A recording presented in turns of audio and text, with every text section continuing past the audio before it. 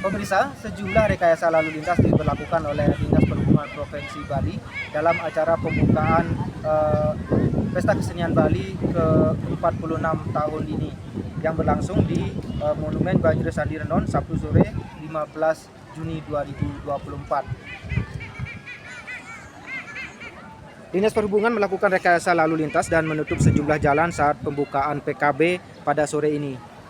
Dikutip dari balipos.com, Kepala Bidang Lalu Lintas Dinas Perhubungan Provinsi Bali, Ibu Tu Sutaryano mengatakan, saat pawai PET Aye nanti terdapat sejumlah rekayasa lalu lintas yang akan dilakukan, seperti beberapa pengalihan arus lalu lintas karena ditutupnya ruas jalan di area Banjir Sandi. Jalan yang ditutup yaitu Jalan Raya Puputan dari Simpang Taman Janggan hingga Simpang Kantor Disperindag.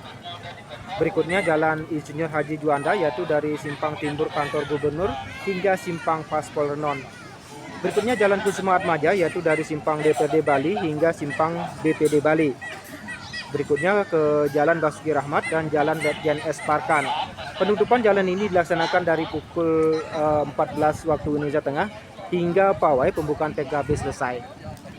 Sementara itu pemirsa, arus lalu lintas dari arah timur atau Bundaran Tugu Hang Tuah ke arah barat Jalan Raya Puputan dialihkan melalui Jalan Pemuda dan Jalan Ciung Wanara 1.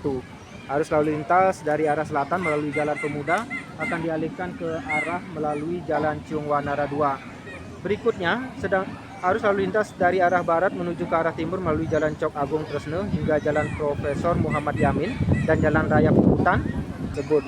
Dan bagi pemirsa yang akan menuju atau melintasi kawasan yang disebutkan di atas, diharapkan untuk mencari jalur alternatif lain demi menghindari terjadinya penumpukan kendaraan.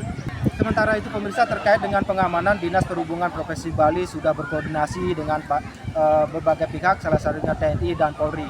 Dan selain itu pemirsa, dapat saya laporkan di belakang saya ini masyarakat sudah mulai berduyun-duyun untuk dapat menyaksikan secara langsung pawai pembukaan Pesta Kesenian Bali ke-46 tahun ini.